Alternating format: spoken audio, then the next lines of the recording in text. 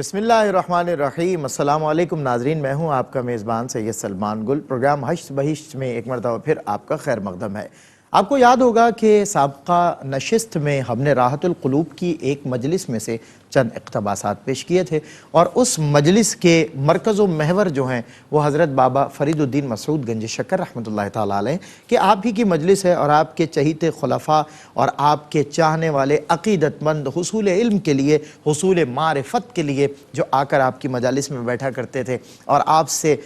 لبالب وہ جام لیا کرتے تھے کہ جن کے ذریعے رب کی پہچان ہوتی ہے، رب کے حبیب صلی اللہ علیہ وسلم کی پہچان ہوتی ہے۔ یاد رکھیے گا ناظرین اکرام کہ یہ صوفیاء اکرام ان کا کوئی طرز عمل خلاف سنت نہیں ہوتا تھا، اور یہ ہر وہ طریقہ اختیار کرتے اور کرنے کا حکم دیتے تھے جو نبی محترم صلی اللہ علیہ وسلم نے اختیار کیا اور کرنے کا حکم دیا۔ آج بھی حسب روایت ملک پاکستان کے بہترین علماء دونوں ہمارے ساتھ وہ ہستیاں موجود ہیں جو اس پروگرام کی زینت ہیں۔ پہلی نشست پر ہیں حضرت علامہ حافظ محمد اویس صاحب، السلام علیکم۔ وعلیکم السلام ورحمۃ اللہ وبرکاتہ۔ اور دوسری نشست پر حضرت علامہ مولانا اکرام القادری صاحب، السلام علیکم۔ وعلیکم السلام ورحمۃ اللہ وبرکاتہ۔ آپ دونوں حضرات کا بہت شکریہ ایک مرتبہ پھر مجتمع ہونے کے لیے۔ گویا اس انداز سے کہ علماء کرام جب نصیحت کو اپنے انداز سے اور دلائل کے ذریعے، روایتوں کے ذریعے اور قرآن مجید فرقان حمید کی آیات بینات کے ذریعے ہم تک پہنچاتے ہیں، تو اس مجلس کی ایک جھلک تخیلات میں مجلس ہوتی ہے، اور ظاہر واضح و نصیحت علماء کرام فرما رہے ہوتے ہیں، تو گویا ہم اس مجلس سے دور نہیں بلکہ اس مجلس میں موجود ہیں۔ تو ملفوظات بابا فرید الدین مسعود گنج شکر رحمۃ اللہ تعالیٰ علیہ جنہیں حضرت نظام الدین اولیاء محبوب الہی نے رقم بند کیا ہے۔ ایک مرتبہ دوران مجلس بابا فرید رحمۃ اللہ تعالیٰ علیہ نے فرمایا، فقیر کے لیے دولت مندوں کی صحبت سے بڑھ کر کوئی چیز مضر نہیں۔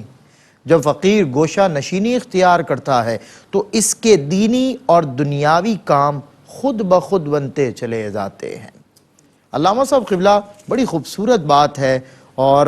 ہر بات میں گویا ایسی ایک استقامت اور ایسی ایک یکسوئی ہے کہ بڑا دوام ہے اس میں، یعنی ہر دور میں وہ بات لگتا ہے آج کے لیے کہی گئی، اس کی تازگی۔ تو گوشہ نشینی اور کام خود بخود بن جانے سے کیا مراد ہے؟ اس میں ہمارے لیے کیا تعلیم ہے بابا صاحب نے جو لکھا ہے؟ بسم اللہ الرحمن الرحیم۔ گوشہ نشینی کے حوالے سے بنیادی بات جو ہمیشہ ذکر کر دی جاتی ہے سلمان بھائی، وہ یہ ہے کہ اس سے مراد دنیا کی ذمہ داریاں قبول کرنا۔ اگر کوئی یہ کہے کہ جی دنیا کی ذمہ داریاں ہی میں قبول نہیں کرتا، تو یہ اس سے مراد نہیں ہے۔ صحیح ہے، اس سے مراد ہے علائق دنیا سے دور ہو جانا۔ دور ہو جانا، ٹھیک ہے۔ علائق دنیا یعنی صوفیاء کرام بات کرتے ہیں نا جب ترک دنیا کی، تو ترک دنیا سے مراد ہوتا ہے غرق دنیا۔ اللہ، دنیا میں اس طرح غرق نہ ہو جاؤ کہ تمہارا رب ہی تم اپنے رب سے ہی رہ جاؤ۔ اچھا، ہم تعلقات کی جب بات کرتے ہیں، علائق کا جیسے میں نے لفظ کہا، تو آج ہم میں سے ہر شخص کو یہ فخر ہوتا ہے کہ جی میری پی آر بہت ہے، میرا اس سے بھی تعلق ہے، میرا اس سے بھی تعلق ہے۔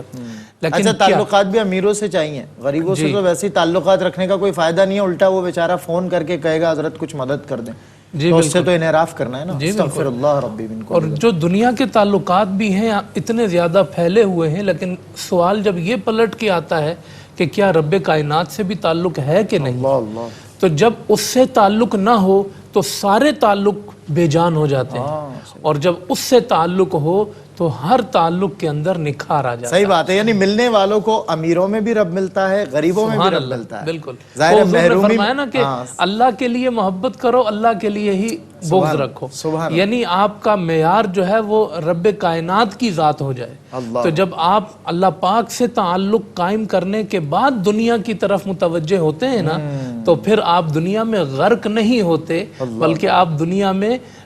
کوئی بھی عمل کر رہے ہوں وہ رب کی مرضی اور رب کی منشا کے مطابق ہو جاتا ہے۔ اور یہ جو گوشہ نشینی کی بات کی گئی کہ آپ اس گوشہ نشینی میں بیٹھیں تو کام خود بخود بن جاتے ہیں، اس سے بھی یہی مراد ہے کہ یعنی جب آپ کا اللہ سے تعلق قائم ہے تو پھر آپ کی کوئی بھی دنیا میں کیفیت ہو، اس سے جو ہے وہ آپ کے کام خود بخود بنتے چلے جاتے ہیں۔ حضرت ابراہیم بن ادم رحمۃ اللہ علیہ جو ہیں، ان سے کسی نے کہا کہ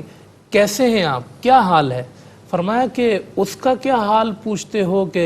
جس کی مرضی سے دو جہاں چل رہے ہو۔ اللہ اکبر، تو سننے والا حیران رہ گیا کہ حضرت اتنی بڑی بات کہہ دی۔ کہا ہاں ایسے ہی تو ہے، اس لیے کہ جب میں نے اپنی مرضی اپنے مولا کی مرضی کے تابع کر دی تو پھر میں جو چاہتا ہوں میرا مولا وہی کر دیتا ہے۔ اور اسی سے ملتا جلتا حضرت بابا فرید رحمۃ اللہ علیہ کا بھی فرمان ہے کہ جب آپ سے آپ کے احوال پوچھے گئے تو آپ نے اسی طرح فرمایا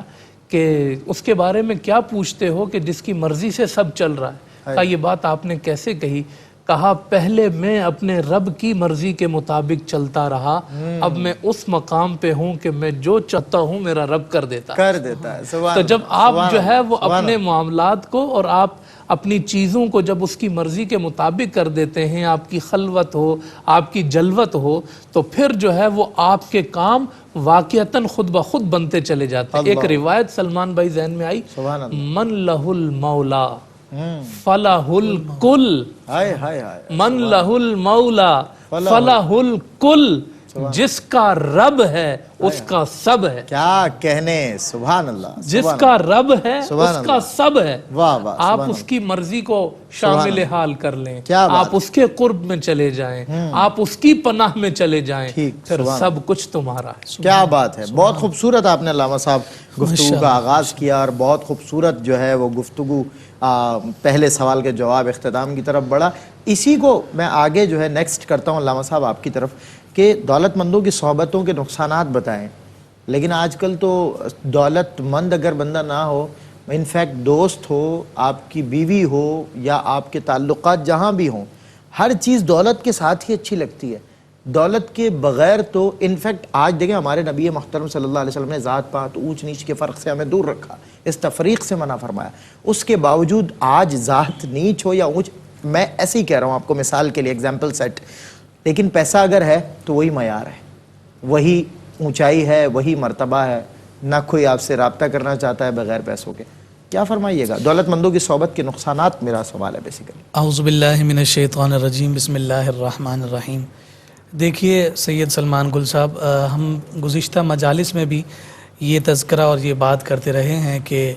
اولیاء کی ان مجالس میں جہاں ذکر اللہ کی بات کی جاتی ہے، جہاں تزکیہ و تصفیہ کی بات کی جاتی ہے،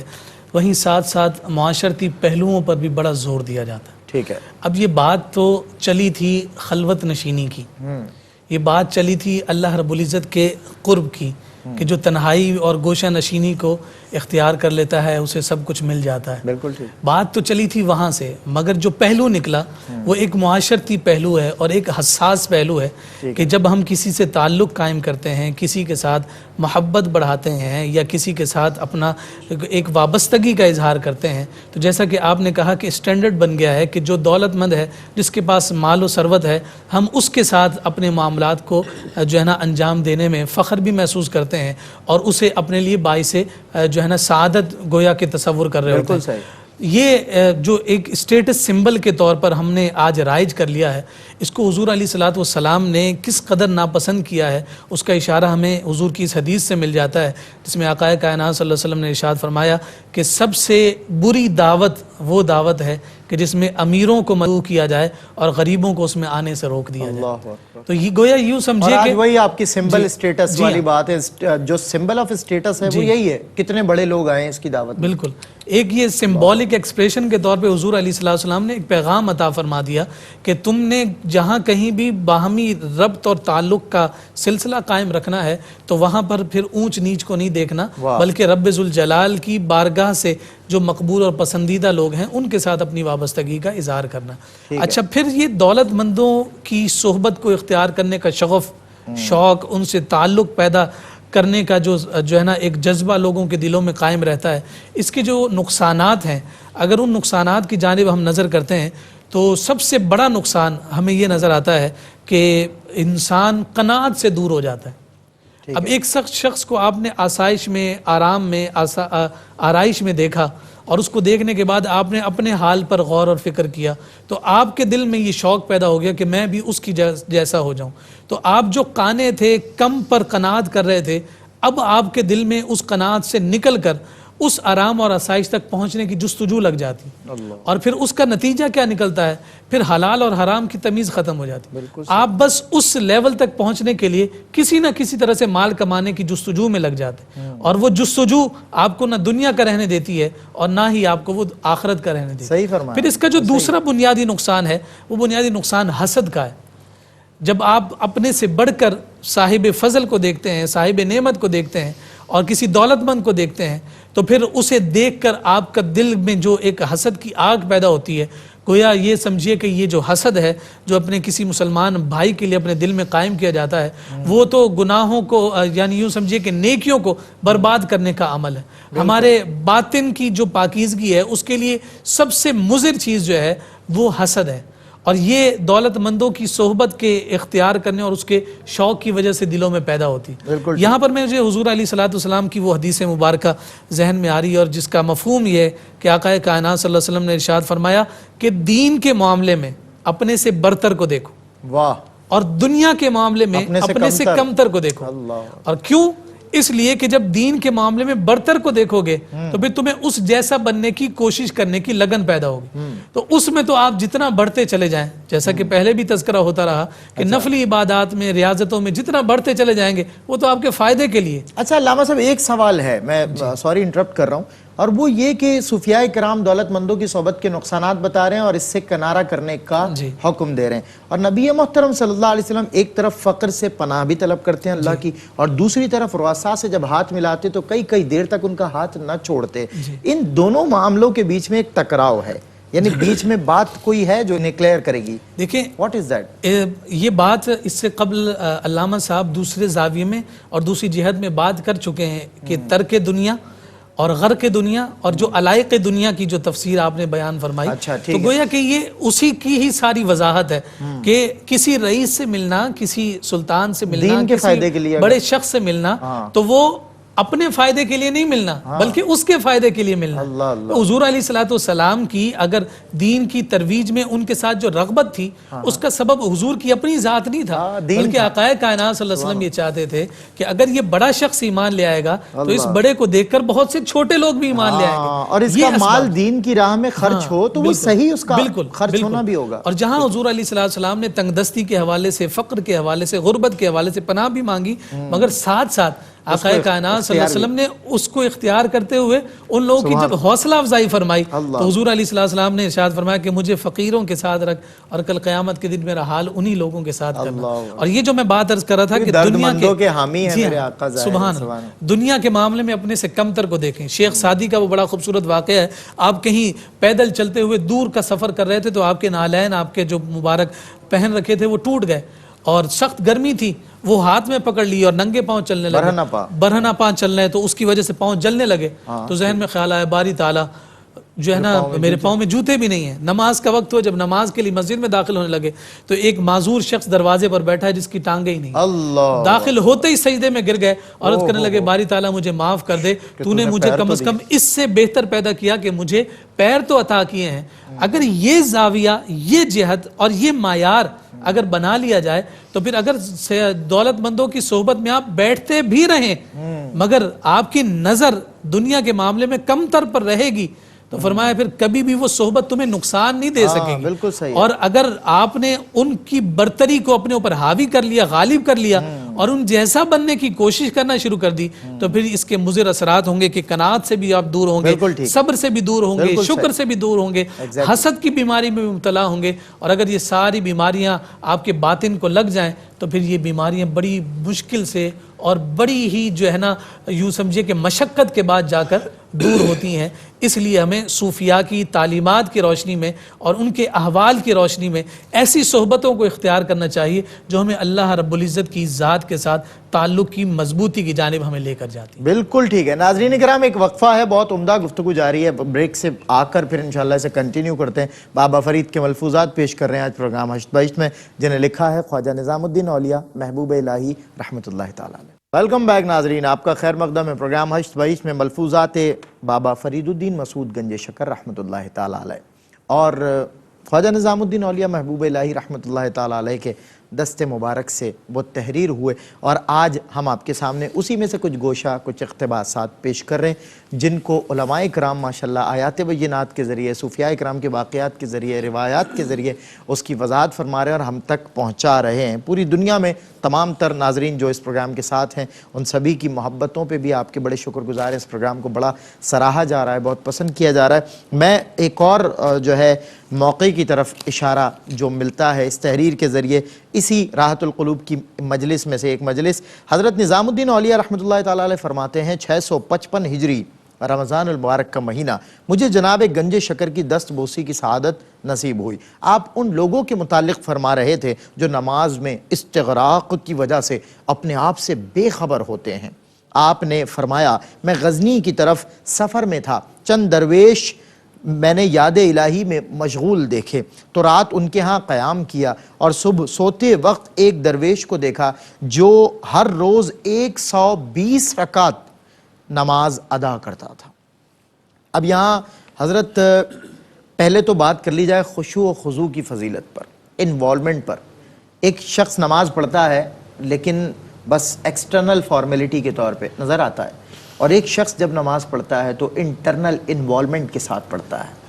دیر از ڈفرنس۔ تو میں چاہتا ہوں اس میں یقیناً جو اس مجلس میں گفتگو ہوئی خشوع و خضوع کے حوالے سے اور نماز کے حوالے سے، ایسا ہی ہے کہ خشوع و خضوع کا مفہوم یہ ہوتا ہے کہ جب انسان اپنے رب کی بارگاہ میں پہنچے نا تو اس کا ظاہر بھی پہنچے اور اس کا باطن بھی پہنچے، اس کی توجہات کامل ہونی چاہیے۔ آپ نے یہ جو ابھی بات کی کہ نماز پڑھنے والے کو ہم دیکھتے ہیں تو اس میں ہمیں یقیناً فرق نظر آتا ہے۔ یہ فرق بارگاہ مصطفیٰ میں بھی جب نظر آیا، کسی کو آپ نے دیکھا اس فرق کے ساتھ تو آپ نے تنبیہ کی۔ مشہور حدیث ہے نا کہ حضور علیہ السلام نے دیکھا کہ ایک شخص نماز پڑھ رہا ہے اور بہت جلدی پڑھ رہا ہے، تو حضور علیہ السلام نے اس کی نماز کے بعد کہا کہ صلی فإنک لم تصلی، نماز دوبارہ پڑھو، تم نے نماز پڑھی ہی نہیں۔ اللہ اکبر، یعنی اجرت پسندی میں یہ۔ اچھا کبھی کوئی ظاہر ہے آگے کوئی نیک کام ہو یا کوئی سفر کا معاملہ تب تو رعایت ہے، کم از کم جو اس کے تعدیل ارکان کے معاملات ہیں وہ تو پورے کرنا واجب ہے نا، مطلب اس میں تیزی نہ دکھائیے۔ ہاں بالکل۔ تو آپ نے 3 مرتبہ انہیں ٹوکا، اور جب انہوں نے کہا یا رسول اللہ میں تو ایسے ہی پڑھتا ہوں، تو حضور نے فرمایا رکوع کر کے تجھے اطمینان ہو،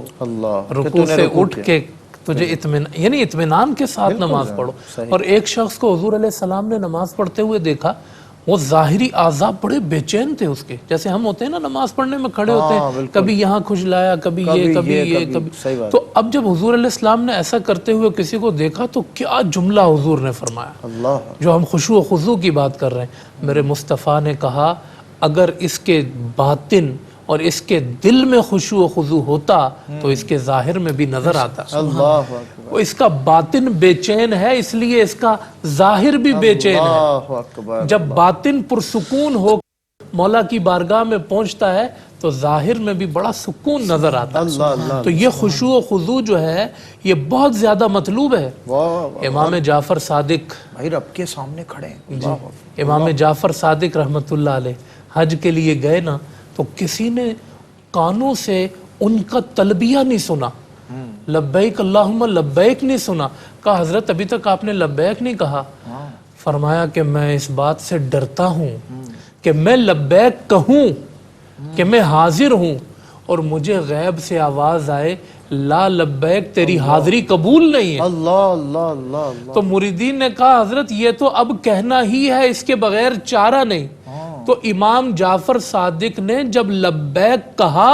تو ایک لبیک کہنے میں ہی وہ کیفیت طاری ہوئی کہ آپ بے ہوش ہو گئے، یعنی لفظ لبیک وارد ہو گیا جسم پر، انٹرنل اینڈ ایکسٹرنل، پورے جسم پر طاری ہو گیا۔ وہ جو کیفیت ہے نا وہ پورے جسم پر طاری ہو گئی۔ اور خوف خدا ایسا ہوتا تھا ان لوگوں پر، ایسا یہ ہر قدم، بالکل یہ خوف خدا کی جو ہے وہ ان میں کیفیت ہوا کرتی تھی۔ حضرت علی رضی اللہ تعالیٰ عنہ کا چہرہ تو زرد پڑ جایا کرتا تھا۔ جب پوچھا گیا کہ آپ وضو کرتے ہیں اور چہرہ زرد ہو جاتا ہے، آپ نے فرمایا وضو کرتے ہوئے تو یہ تصور باندھتا ہوں کہ اپنے مولا کی بارگاہ میں جا رہا ہوں، وہ کیفیت ہی میرے رنگ کو زرد کر دیتی۔ تو میں یہ حدیث جب بھی پڑھتا ہوں، یہ روایت پڑھتا ہوں تو میں سوچتا ہوں کہ ہم تو نماز میں پہنچ کر بھی نماز میں نہیں پہنچتے اور مولا علی وضو میں بھی نماز میں ہوتے. کیا کہنے. اچھا علامہ صاحب ایک بات سمجھ میں آتی ہے کہ آج ظاہر ہے عام طور سے جب طواف کرتے ہوئے لوگوں کو دیکھتے ہیں جس انداز سے کسی کو ہم دیکھیں نہیں یا خود ہر آدمی اپنا محاسبہ کرے اور کہے ان کیفیات کے پیش نظر کہ میں نے جو طواف کیا کیا وہ اس کے 1% کو بھی پہنچتا ہے؟ کیا مجھ پہ میں جس وقت طواف کر رہا تھا کیا مجھے پتا تھا میں کیا کر رہا ہوں یا میں صرف فارمیلٹی پوری کر رہا تھا یا میری انٹرنل انوالومنٹ سے ہٹ کر صرف ایکسٹرنل فارمیلٹی؟ آپ تو سلمان بھائی جگہ جگہ کی سیلفیاں نہ ہوں تو ہمارے عمرے قبول نہیں ہوتے, اس کے بغیر ہمیں سکون نہیں آتا ہے. یہ ریاکاری کا دور ایک ایک لمحے میں آپ کو اپنے رب کی بارگاہ میں پہنچنا ہے,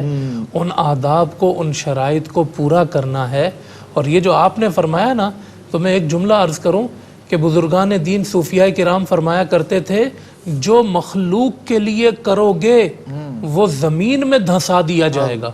اور جو اللہ کے لیے کرو گے وہ آسمانوں پہ اٹھا لیا جائے گا. اللہ اکبر. بہت اچھے. جب خشوع و خضوع کے ساتھ آپ کسی عمل کو انجام دیتے ہیں اس کا رنگ ہی الگ ہوتا ہے, اس کی بہار ہی الگ ہوتی ہے. میں اس جملے پہ بات ختم کروں گا. آپ نے روایات میں پڑھا ہوگا نا کہ آپ دیکھیں کہ وَقَانَ أَبُوهُمَا صَالِحًا قرآن کریم میں ہے, یا اور اس طرح کی چیزیں ہیں. یعنی ایک عمل آپ انجام دے رہے ہیں اور اس عمل سے تاثیر پورے علاقے پہ پھیلی ہوئی ہے. آپ کے بچوں پہ رحم ہو رہا ہے, آپ کے محلے پہ رحم ہو رہا ہے. کس سے؟ ایک بندے کی نماز سے. وہ کیا ہے؟ وہ جب خشوع خضوع پہنچتا ہے نا تو عرش الہی بھی ہل جاتا ہے کہ میرے بندے نے کس دل سے میرے پاس اپنی عبادات کو. واہ واہ واہ. علامہ صاحب کثرت نوافل اور عبادات بھی بزرگوں کا معمول رہا, میں اس پہ بات کرنی ہے, لیکن ان کے اس معمول کے اندر کعبہ سامنے اگر ہے کسی موقع پر, جیسے ابھی بات ہو رہی تھی اس میں رمضان کی بات تھی, تو کعبے کا سامنے ہونا اور ہے, کعبے کا دل میں ہونا اور ہے. یعنی اس کثرت میں بھی کہیں عجلت پسندی نہیں ہے, کہیں غیر حاضری نہیں ہے, کہیں لا لبیک نہیں ہے, یہ اپنے اوپر آورد ہے. اس معمول کی طرف اشارہ, کثرت نوافل کی طرف, اس انوالومنٹ کے ساتھ. جی سلمان بھائی بڑی خوبصورت بات ہے, اور اولیاء صالحین سالکین اور اتقیاء کو جو یہ مراتب اور یہ جو مدارج اور یہ جو اسناد ملتی ہیں یہ ساری کی ساری نوافل عبادات کے ذریعے سے ہی ملا کرتی ہیں. سبحان اللہ. اور اگر ہم نوافل کی بات کرتے ہیں تو یہ نوافل تو چونکہ نفل کی جمع ہے اور نفل زائد کو کہا جاتا ہے, اسی وجہ سے یہ جو مال غنیمت ہے اسے بھی انفال کہتے ہیں کہ جب جنگ پر جاتے ہیں اور جب وہاں سے دشمن بھاگ جائے تو ان کا چھوڑا ہوا جو مال ہے وہ مال غنیمت ہے, یعنی جتنا لے کر گئے تھے اس سے زیادہ آپ واپس لے کر آ رہے ہیں تو یہ زائد ہے. تو یہ جو نفلی عبادات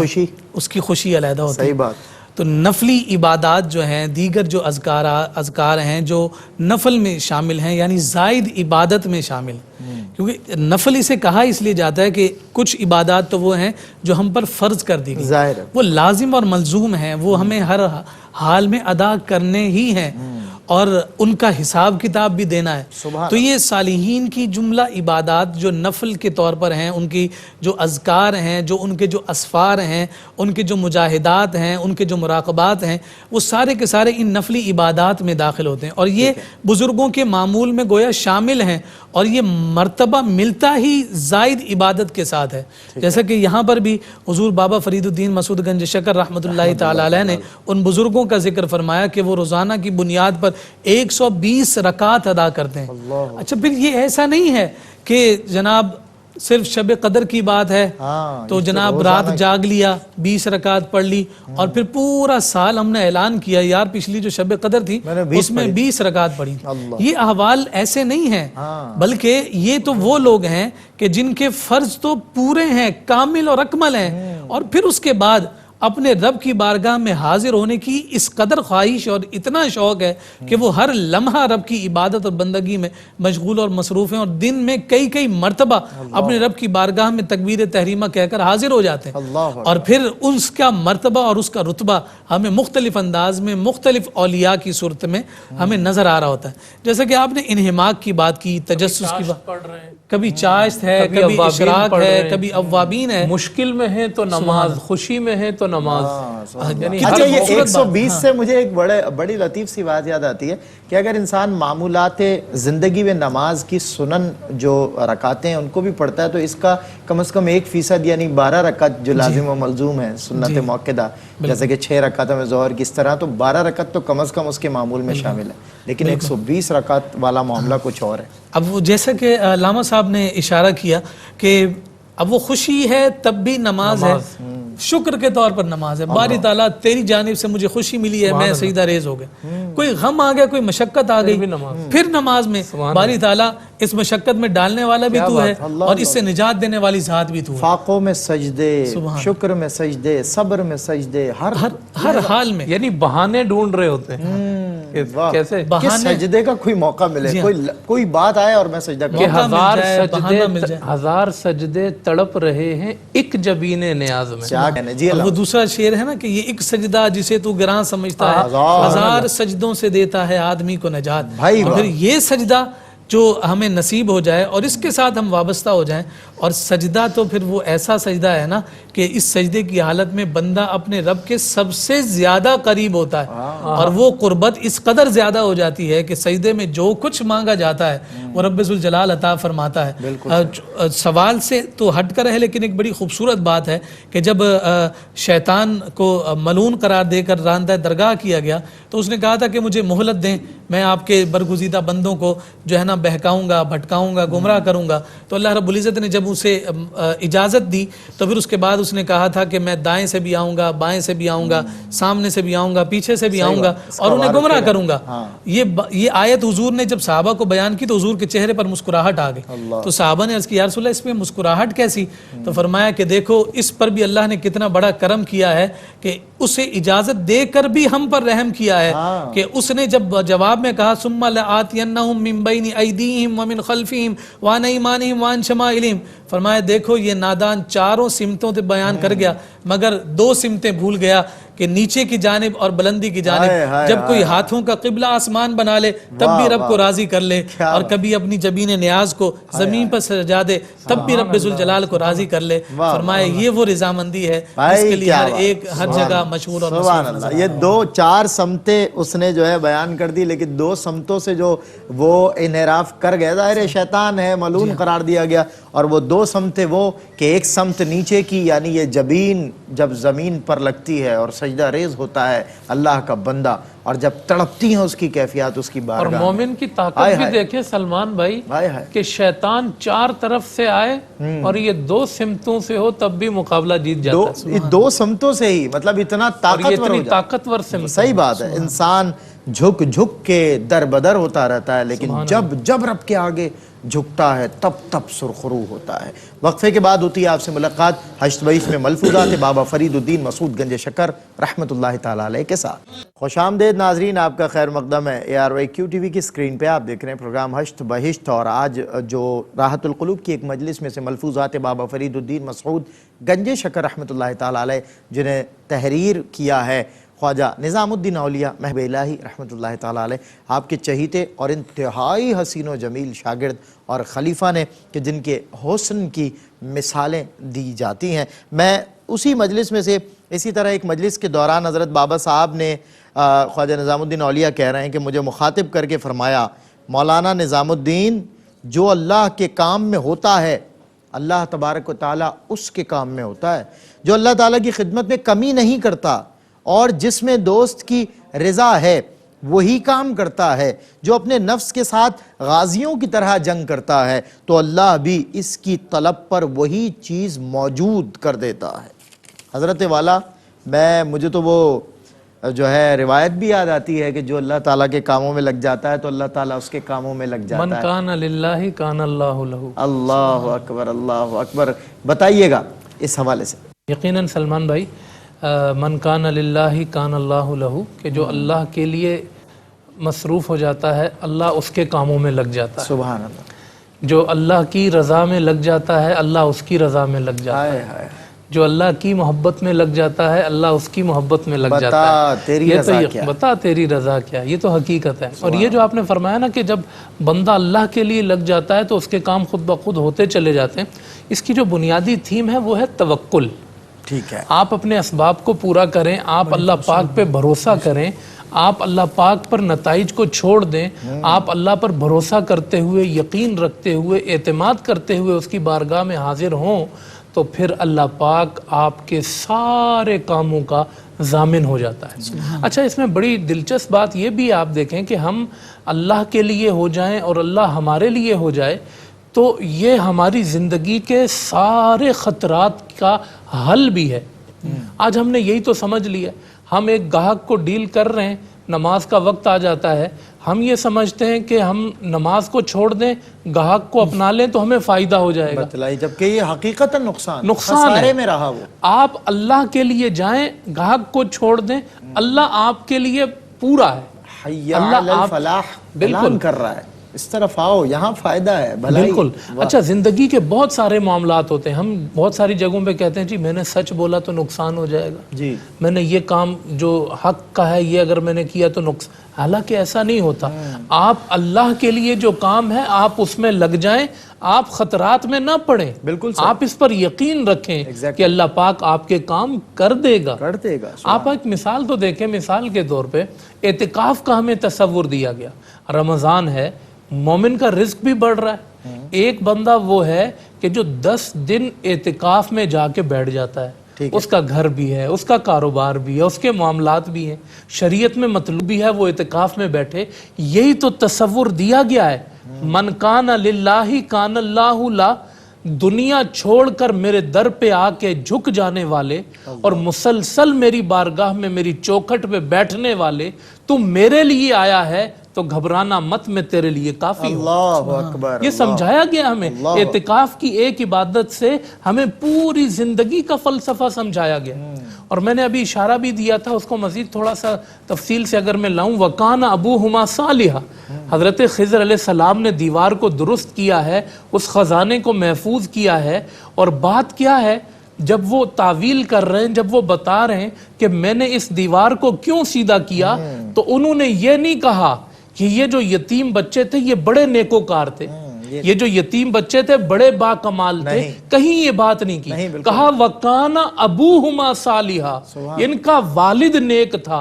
کیا اس کی نیکی تھی کہ وہ جب اللہ کے لیے ہو گیا تو اللہ اس کے لیے بھی ہوا، اس کی اولادوں کے لیے بھی ہوا، ہائے ہائے، یعنی نسل در نسل اللہ اس کے نسل در کاموں میں لگ نسل۔ گیا۔ حضور نے فرمایا نا کہ جب تم اللہ کے لیے ہو جاتے ہو، اللہ کی عبادت میں صالحیت اور نیکی کا عمل پیش کرتے ہو، اللہ پاک تیری اولاد کا عمل نہیں دیکھتا، تیری اولاد کی عزت کرتا ہے تیری نیکی کی وجہ سے، اور یہ بھی فرمایا تیرے پوتے کی بھی عزت کرتا ہے۔ سبحان اللہ، یعنی ایک والد کا عمل ہے، اس کے بیٹے اور پشتوں میں کوئی اچھا پشتوں عمل تک کر گیا۔ اللہ، ہم تو یہ سوچتے ہیں نا ہمارا مستقبل محفوظ ہو جائے، ہم اس کے لیے جو ہے نہ حلال حرام کا فرق رکھتے ہیں، نہ کوئی ایسا معاملہ، لیکن رب کائنات ہمیں کیا بتا رہا ہے، کیوں حرام میں پڑتا ہے، تو میرے لیے ہو جا، تو اپنی فکر کرتا ہے، تیری میں نسلوں کو، تیری نسلوں کو 4 چاند لگا دوں گا، سبحان اور سب کچھ میرے ہاتھ میں ہے، دنیا کے پاس ہے کیا جس پہ تو بھروسہ کرتا ہے، تو مجھ پہ یقین رکھ،